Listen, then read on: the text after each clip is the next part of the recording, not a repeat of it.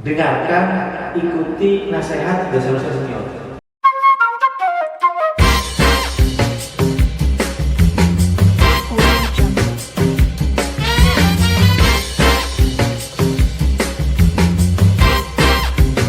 Audio Jungle.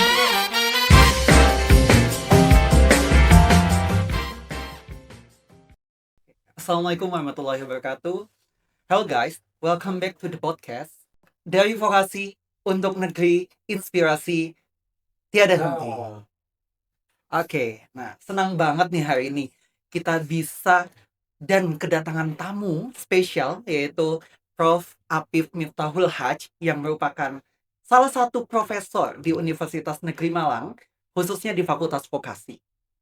Dan di sini kita akan coba nih ulik ya dari akar sampai pohon-pohonnya gitu ya, terkait dengan perjalanannya juga. beliau. Nah, perjalanan beliau mulai dari ingin menjadi dosen sampai menjadi dosen hingga menjadi profesor. Oke, mungkin kita bisa langsung saja nih ya bertanya-tanya, kita ulik langsung gitu. Oh, Ya, diulik. gitu ya. Bagaimana Prof perjalanan Prof mulai ingin menjadi dosen di Universitas Negeri Malang dan sekarang menjadi profesor? Oke, terima kasih host Pak Rais. Siap. Pak Rais ini kolega saya di program studi Sarjana Terapan TRPBS. Jadi rekan-rekan sekalian, kita harus sepakat bahwa kita menyebut kita sebagai program studi Sarjana Terapan. Untuk rumahnya Pak Rais ini ada di apa tadi Pak Rais? TRPBS ya? TRPBS. Teknologi Rekayasa Pemeliharaan Bangunan Sipil. Oke, senang sekali bisa bertemu lagi di podcast ini. Kalau pertanyaannya sepanjang itu, saya nggak tahu ini saya harus mulai dari titik yang mana begitu. Sangat panjang ya, Prof. Baik, mungkin saya bisa memulai dari saat saya pertama kali masuk lembaga ini, masuk ke universitas ini. Itu membawa kita kembali ke tahun 1997. Jadi pada saat itu IKIP Malang diberikan wider mandate atau perluasan mandat untuk membuka program studi non kependidikan. Pada saat itu IKIP Malang memberitahukan, ini loh ada lowongan, wahai para lulusan non kependidikan yang bidang studinya memang pada saat itu salah satu dibuka adalah jurusan pendidikan teknik bangunan, mari kita menjadi bagian dari IKIP Malang. Nah, tahun itulah saya kemudian melamar, mengikuti tes, mengikuti tahap-tahap selanjutnya untuk supaya bisa menjadi bagian dari keluarga besar IKIP Malang, dan alhamdulillah pada bulan Februari tahun 1997 saya resmi menjadi dosen di IKIP Malang. Pada tahun sesudahnya, tahun 98, IKIP Malang resmi berubah menjadi Universitas Negeri Malang. Dan pada tahun selanjutnya pula, Fakultas Teknik Universitas Negeri Malang berdiri. Nah, sehingga pada saat itu 2 tahun pertama saya menjadi bagian dari Fakultas Teknik dan jurusannya atau program studinya adalah pendidikan teknik bangunan. Nah, mengapa saya tertarik menjadi dosen? Kan itu pertanyaannya ya. Betul. Saya ketika lulus dari S1 itu pengen sekali dilanjut. Tanya ke sana kemari, tanya ke mantan dosen, tanya ke kolega yang sudah menjadi dosen, kakak kelas, kakak senior begitu. Kalau ingin menjadi maksud saya kalau ingin studi lanjut itu kira-kira jalan yang paling masuk akal, yang paling bisa ditempuh, dipilih itu apa? Jadi dosen.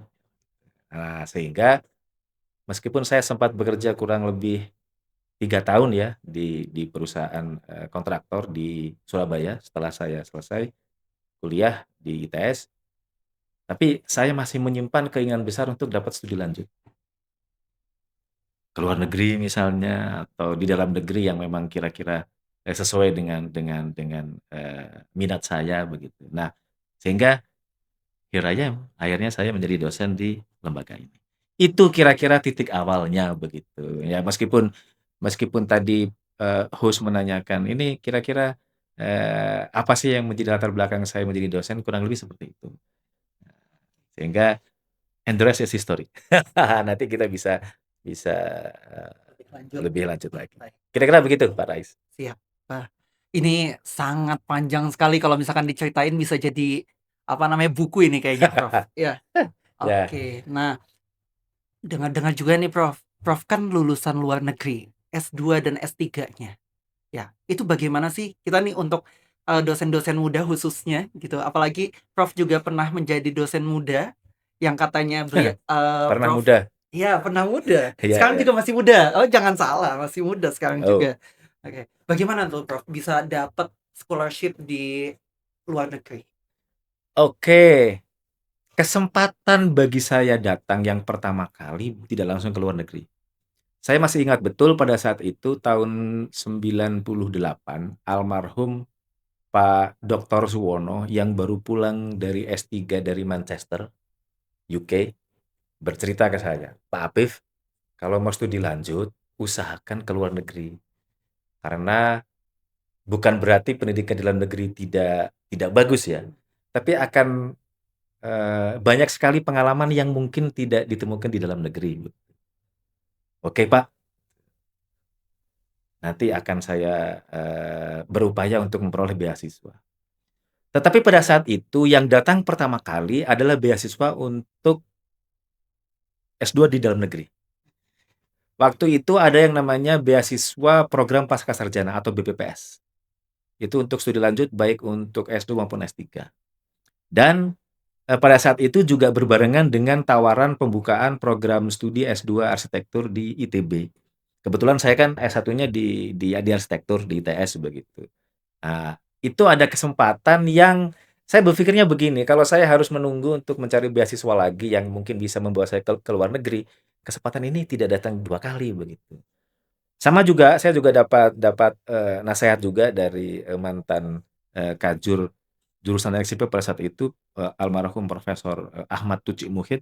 Beliau juga baru selesai dari Amerika, menyarankan kalau ada kesempatan studi lanjut segera ambil. Nah, mungkin sudah diberikan jalan oleh Allah begitu ya, sehingga pada saat itu saya mengambil kesempatan yang pertama itu datang. Akhirnya saya mengambil S2 arsitektur dengan beasiswa BPPS tadi ke ITB.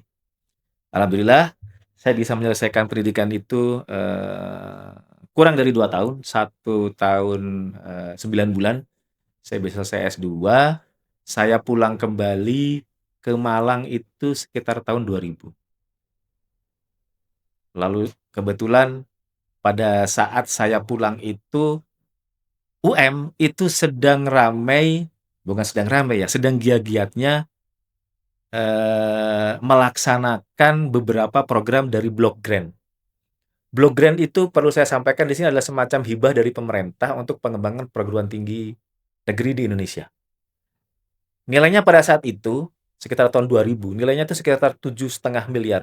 Itu sudah cukup besar pada saat itu. Dan karena saya dianggap sebagai lulusan S2 baru begitu, baru fresh, saya langsung dilibatkan di sana begitu. Nah, salah satu program yang dilaksanakan oleh UM pada saat itu ada yang disebut dengan TPSDP, Technological Professional Skills Development Project. Itu didanai oleh ASEAN Development Bank. Kebetulan saya ditunjuk menjadi in charge untuk staff development, yang salah satunya adalah mengelola beasiswa yang bersumber dari proyek itu juga. Sumber dananya dari ASEAN Development Bank, ADB, lalu salah satu komponennya adalah menyekolahkan dosen, utamanya untuk S3, S2 beberapa begitu. Nah, tapi ternyata nasib juga membawa saya ke jalan yang lain. Ketika beasiswa yang disediakan untuk S3 ini akhirnya tidak ada yang mengambil, ada beasiswa sisa. Saya pikir begini, "Pak, ini nanti proyek ini sayang kalau tidak dimanfaatkan. Mari kita tawarkan ke dosen-dosen yang lain. Ada nggak yang mau studi S3?" Ternyata kesulitan. Akhirnya oleh koordinator proyek di Jakarta, ya sudah ini kita turunkan saja menjadi beasiswa S2. Tapi karena plot untuk dosen-dosen yang akan studi S2 itu sudah terambil, tinggal ini tersisa, nggak ada yang mengambil dan harus ke luar negeri. Nah, kebetulan saya ini prinsipnya begini, Pak Rais, kalau ada kesempatan untuk menambah ilmu begitu, apalagi kesempatan itu tidak jauh, dekat begitu, alangkah sayangnya kalau itu tidak diambil begitu. Nah, karena memang pada saat itu momentumnya pas, ada beasiswa, tapi tidak ada dosen lain yang mengambil, akhirnya saya ambil. Dan kebetulan project itu mewajibkan S2 yang tersisa ini harus ke luar negeri. Nah, sehingga pada saat itu, pengelola project, sekarang profesor, Pak Dr. Samsul Hadi, menyarankan, "Sudah Pak Pif, ini segera diambil saja, segera persiapkan semua persyaratan yang memang diharuskan untuk studi ke luar negeri untuk mengambil beasiswa ini." Akhirnya saya melakukan proses dan alhamdulillah saya diterima di salah satu perguruan tinggi di Belanda dengan beasiswa tersebut. Sehingga tahun 2000 saya selesai S2 di ITB, tahun 2004 saya berangkat lagi S2 lagi. Karena ada beasiswa yang tersedia tapi belum bisa diambil. Nah, begitu kira-kira kenapa saya bisa, sekolah untuk pertama kalinya ke luar negeri, meskipun untuk S2 yang kedua kalinya. Kayak gitu. Sangat luar biasa ya. Iya. So very lucky mungkin ya, bisa dibilang ya, Prof. Ya, mungkin karena orang bilang banyak amal ibadahnya begitu ya. Wah itu, berarti itu kuncinya ya. Itu kuncinya. Ya, namanya kalau sudah rezeki ya pasti Betul. ada aja jalannya Betul, begitu Prof. ya, betul. Sekarang ini kan masih banyak mungkin yang kesempatan itu malah ditolak gitu ya. Seharusnya mungkin kita nih kalau ada kesempatan baik yang kecil maupun yang besar kita harus terima ya, Prof. Betul, Iya. betul. Kita tidak tahu doa kita itu dikabulkan dari jalan yang mana. Kita tidak tahu dari mulut siapa doa kita dikabulkan. Siapa tahu teman yang ikut mendoakan atau orang lain yang ikut mendoakan itu mujizat yang paling dengar dan itu yang diijabah, kan kita tidak tahu. Sehingga ya. Itu sangat luar biasa, Prof. Inspiratif banget. Oke. Lanjut lagi nih, Prof. Tadi itu yang barusan dibahas tentang scholarship S2-nya. Sekarang S3-nya, Prof. Harus dijelasin juga nih. Ya, oke. Baik. Saya mulai dari ketika saya sudah selesai S2 yang kedua ya, itu kurang lebih tahun 2004 begitu ya. Tadi saya berangkat 2002, kemudian 2004 alhamdulillah saya juga sudah bisa menyelesaikan S2 saya yang kedua di Belanda tepat waktu begitu. Kembali lagi bahwa ketika saya kembali ke UM setelah selesai studi S2 yang kedua itu, UM juga masih sedang aktif menjalankan beberapa program berdasarkan block grant begitu. Saya kembali aktif di sana, kembali ikut beberapa program kegiatan yang saya anggap memang merupakan bentuk atau wujud kontribusi saya kepada lembaga ini begitu. Saya selalu punya prinsip kalau kita sudah banyak menerima, kita harus mengalokasikan waktu juga untuk memberi begitu. Artinya saya 2 kali sudah dapat beasiswa, saya mendapatkan sesuatu, maka sudah saatnya saya juga harus memberi begitu. Saya harus memberikan kontribusi saya, ikut membesarkan lembaga terkait penugasan apapun yang diberikan ke saya. Apalagi pada saat itu UM sedang rajin, sedang aktif menjalankan beberapa program dari block grant. Sampai pada suatu masa dan itu cukup lama, memerlukan waktu kurang lebih 6 tahun ya, itu sebenarnya tidak terlalu bagus kalau menurut saya untuk membawa saya berpikir ini sudah saatnya saya untuk studi S3 begitu, untuk melanjutkan studi ke jenjang yang lebih tinggi, ke program doktoral begitu. Memang pada saat itu saya juga selalu mencoba begitu beberapa kampus di luar negeri begitu yang kira-kira sesuai dengan minat dan bidang studi yang memang saya tekuni pada saat itu. Tapi memang beberapa tidak sepenuhnya berhasil begitu. Saya mencoba ke beberapa kampus di Eropa, ada yang menerima tapi belum bisa menyediakan beasiswa, ada yang beasiswanya ada tapi calon pembimbingnya atau calon promotornya belum sesuai atau belum pas begitu dengan usulan penelitian yang saya sampaikan. Akhirnya sampai pada suatu titik ketika ada pembukaan beasiswa Fulbright. Kalau Fulbright kan jelas ya, berarti kan kampusnya harus di Amerika. Akhirnya bismillah pada saat itu saya ingat akhir tahun 2009 begitu, saya melakukan proses aplikasi, mencari rekomendasi, mencoba memoles beberapa proposal yang sudah beberapa kali ditolak sana sini begitu supaya menjadi bentuk yang lebih akademis, yang lebih bagus, yang lebih convincing. Memang itu mungkin salah satu hikmahnya ya. Jadi ditolak dari beberapa universitas itu membuat saya semakin merapikan, semakin memperbagus proposal yang sudah saya buat tersebut. Saya melakukan proses dan akhirnya kabar gembira itu datang pada bulan puasa tahun 2010 bahwa saya diterima beasiswa Fulbright. Saya berangkat ke Amerika saya diterima di School of Civil Engineering di Oklahoma State University tahun 2010, full scholarship, dan itu akan mengcover saya selama 3 tahun kuliah di sana. Perlu saya sampaikan di sini adalah bahwa saya alhamdulillah bisa menyelesaikan kuliah tersebut pas 3 tahun, karena pada awal saya masuk ke perguruan tinggi itu saya sampaikan ke promotor saya di-cover oleh beasiswa. Tolong paksa saya, tolong push saya, tolong dorong saya supaya saya bisa selesai 3 tahun. Artinya kalau Prof pada itu profesor saya namanya Michael V. Lewis bilang, saya akan memaksa kamu untuk ngambil kuliah saat summer. Saya akan memaksa kamu mengambil data di sini, di sana, dan di sini. Karena saya di-cover beasiswa, saya bilang, iya, saya siap. Tolong saya beri pressure supaya saya bisa selesai 3 tahun. Karena perlu diketahui, sekolah S3 di luar negeri itu kita tergantung oleh 2 hal, mutlak. Apa itu? Yang pertama Allah Subhanahu wa taala, yang kedua hidup kita memang tergantung dari promotor kita. Jadi cepat tidaknya, lambat tidaknya, itu bagaimana promotor atau profesor memperlakukan kita. Dan terus terang pada saat itu saya mau meminta, tolong saya di-push selesai 3 tahun. Saya nggak usah diberi panjang-panjang 3 tahun, ada yang sampai 7 tahun segala macam gitu. Tapi tolong saya dipaksa untuk selesai 3 tahun. Alhamdulillah tahun 2013 saya memperoleh gelar PhD dari kampus itu, dan saya tidak harus bersusah payah mencari, oh ini tahun keempat saya harus cari sumber pendanaan lain, ini tahun kelima saya harus mencari sumber pendanaan lain. Tidak seperti itu, karena alhamdulillah bisa selesai tepat waktu 3 tahun. Nah, cerita ketika saya sudah selesai S3 itu juga perlu dibarengi dengan cerita saya terus karir akademik saya bagaimana. Begitu tadi Pak Rais kan bilang tentang kepangkatan, tentang jabatan fungsional. Itu saya jalankan secara simultan. Yang paling saya pahami pada saat itu adalah ketika saya mengurus kenaikan pangkat, jabatan fungsional. Dengarkan, ikuti nasihat dosen-dosen senior.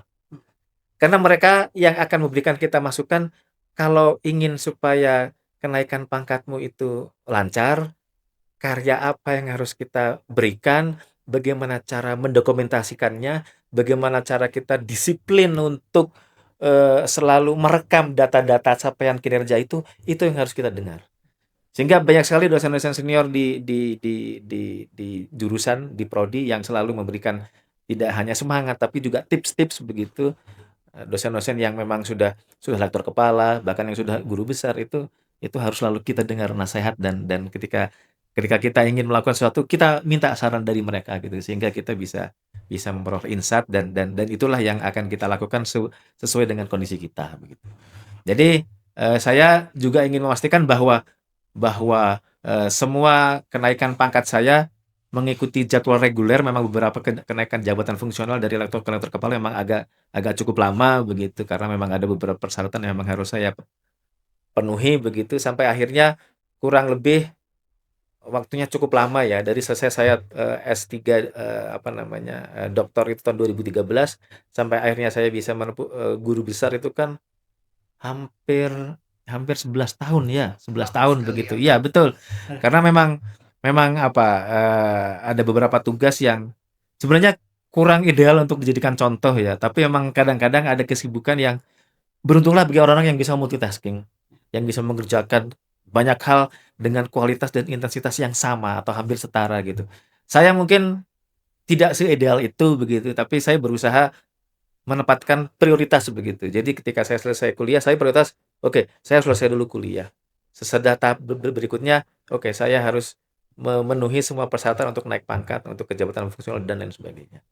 Dan alhamdulillah pada Desember 2024 akhirnya semua persyaratan untuk ke guru besar bisa saya penuhi, dan akhirnya bisa dikukuhkan pada bulan April tahun ini. Begitu Pak. Sangat luar biasa ini. Aduh. Saya dosen muda ini merasa terpacu. Insya Allah, Motivasi insya nih, Prof. Allah, Ya. ya insya Allah. Maupun yang lain nih, para Ya. penonton juga harus terpacu Betul. sekali. Betul, saya juga mengajak kepada para dosen muda yang ada terutama khususnya di program studi TRPBS di Fakultas Vokasi, di samping kita memberikan kontribusi yang baik kepada lembaga, mari kita upayakan juga supaya karir akademik kita juga lancar begitu, sehingga segala sesuatunya bisa seimbang. Saya kira demikian. Nah, ini ada yang bisa diambil nih. Yang pertama, berarti nih mahasiswa-mahasiswa juga harus nih Prof, berarti bilang ke pembimbingnya untuk di-push berarti ya. Jadi bukan hanya mahasiswa yang datang, ternyata pembimbing pun harus bisa mempush ya Prof kalau seperti itu. Betul, betul. Saat ini saya punya 15 bimbingan tugas akhir Oke. di TRPBS. Saya mengadakan pertemuan rutin hari Senin jam 3 sore. Kemarin saya kumpulkan ke 15-15-nya, saya pantau progresmu sampai mana. Topikmu seperti ini, datamu ada kesulitan nggak dalam mencarinya? Apakah metodemu sudah sesuai? Jadi semua yang dilakukan oleh mahasiswa itu kita pantau progresnya begitu. Karena kan mahasiswa kan, saya ingatkan ya, mahasiswa juga harus selalu mengupload semua progres naskah tugas akhirnya di Siakat. Disitulah kita bisa memantau. Selain tentunya kita berkomunikasi bertatap muka, sampaikan apa yang menjadi kesulitan, sampaikan apa yang menjadi hambatan, kira-kira langkah apa yang harus dilakukan selanjutnya, itu harus dikomunikasikan dengan pembimbing. Nah, sama juga, saya juga menghimbau kepada dosen-dosen muda termasuk Pak Rais misalnya, kalau ada punya bimbingan, saya kira juga teman-teman sudah tahu apa yang harus dilakukan.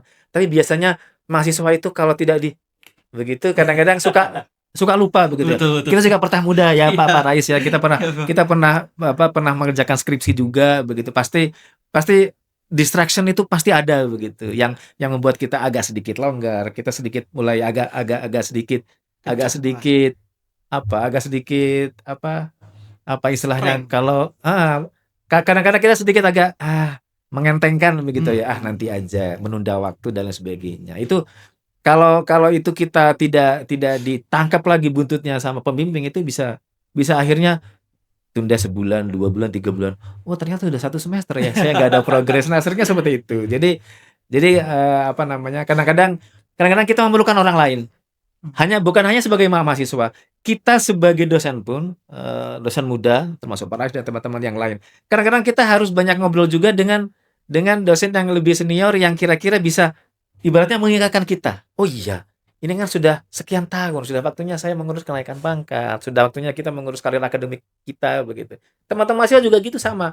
Rajin-rajin ngobrol dengan sesama teman yang seperjuangan gitu. Kamu sudah sampai mana sih? Wah, kamu sudah sampai bab 3 ya? Waduh, saya sempro pun belum, segala macam. Nah, sehingga reminder itu datang dari mana-mana begitu. Jadi itu dosen pembimbing iya mengontrol, tapi jangan bekerja sendiri. Nah, itu perlunya kita berkolaborasi, perlunya kita membangun circle yang positif begitu ya. Selain jadi reminder, kita juga bisa meningkatkan semangat begitu supaya kita tidak terlalu kalau anak sekarang bilang itu FOMO ya. FOMO ya, fear of missing out begitu ya. Waduh, ternyata teman-teman udah nyampe sana, saya baru nyampe sini lah begitu. Itu kadang-kadang juga diperlukan. Gitu ya. Kurang lebih seperti itu, Pak. Baik, Prof. Itu sangat-sangat buat mahasiswa, dosen-dosen yang mau melanjutkan kuliah, sampai nanti dosen-dosen yang kenaikan jabatannya seperti itu ya Prof ya. Ya. Itu bakal kita coba gitu ya. Ya. Bagaimana caranya sampai profesor. Ya. Ya, terakhir nih Prof, ada pertanyaan. What's your advice buat dosen muda yang punya mimpi jadi profesor someday? Oke, punya mimpi menjadi profesor. Kalau bisa jangan dijadikan mimpi ya, itu jadikan target begitu. Kalau mimpi kan ya sudah, nggak kejadian juga nggak apa-apa. Tapi kalau misalnya itu disebutkan sebagai target, semua effort, semua energi, fokus itu akan diusahakan ke sana begitu. Saya mau bilang gampang-gampang susah gampang begitu ya. Banyak sekali guru besar di UMB yang bisa menjadi teladan begitu, yang bisa menjadi guru besar pada usia yang sangat muda, sangat produktif begitu, melahirkan karya-karya ilmiah yang sangat bagus, yang sangat berkualitas begitu. Banyak sekali contoh guru besar di fakultas lain, di fakultas MIPA, di fakultas ilmu pendidikan, fakultas ilmu sosial itu, fakultas teknik itu banyak sekali gitu. Tapi begini sebenarnya, jalan ke arah sana itu bisa kita mulai dengan meningkatkan jumlah dan kualitas karya ilmiah kita. Salah satunya adalah dengan cara memperoleh hibah penelitian. kita tidak mungkin menulis artikel ilmiah kalau kita tidak memiliki dana. Kita tidak akan memiliki dana kalau kita tidak memperoleh hibah penelitian, begitu. Artinya, ya kita bisa saja meneliti mandiri kan, tapi kan untuk penelitian yang memang tiernya bagus, begitu supaya nanti kualitas publikasinya juga bagus, maka kita harus dapat dukungan dana. Silakan aktif untuk mencari sumber pendanaan, baik yang ada di internal UM, yang ada di kementerian maupun di sumber-sumber lain di dalam dan di luar negeri begitu. Nah, sehingga nanti kita punya ruang yang lebih leluasa untuk melakukan penelitian dan tentunya sebagai output kita juga punya ruang yang lebih baik lagi untuk melahirkan karya ilmiah begitu. Nah, oleh karena itu yang perlu kita giatkan begitu. Semakin banyak kita punya ruang untuk melakukan karya ilmiah karena syarat utama dan syarat khusus yang wajib dipenuhi oleh dosen yang akan masuk atau naik ke jabatan fungsional di atasnya itu adalah karya ilmiah begitu. Mau ke lektor kepala, lektor kepala ke guru besar itu dari situ begitu. Sehingga yang memang bisa di setting sejak awal oleh teman-teman dosen yang memang akan fokus atau menargetkan nanti sampai ke guru besar adalah kalau bisa memperoleh hibah penelitian. Saya pribadi beberapa hibah penelitian yang cukup besar saya peroleh dari Rispro, LPDP, kemudian dari DRPM juga pernah beberapa kali, kemudian yang didanai oleh universitas melalui dana non PNBP juga menjadi sumber yang bisa kita pakai untuk produktivitas karya ilmiah kita. Saya kira itu Pak Rais, yang saya kira dosen-dosen muda jauh lebih pintar dari saya, dari senior-senior Anda gitu. Itu kesempatan yang memang harus dimanfaatkan supaya jenjang karir Anda kalau bisa nanti bisa menjadi guru besar pada usia 40 tahunan begitu, sehingga nanti jumlah guru besar di UM akan semakin banyak. Saya kira. Berarti ternyata Tridharma itu mempengaruhi ya, Prof. Ya, betul. Pengabdian maupun pengajaran. Ya. Mungkin itu saja ya. Itu sangat-sangat inspiratif sekali nih ya. Bagi dosen, bagi mahasiswa gitu. Bagaimana perjalanan mulai dari mahasiswa menjadi dosen hingga menjadi profesor. Thanks for tuning in. Jangan lupa follow podcast Fakultas Vokasi dan stay tuned for the next episode. See you guys. Jumbo.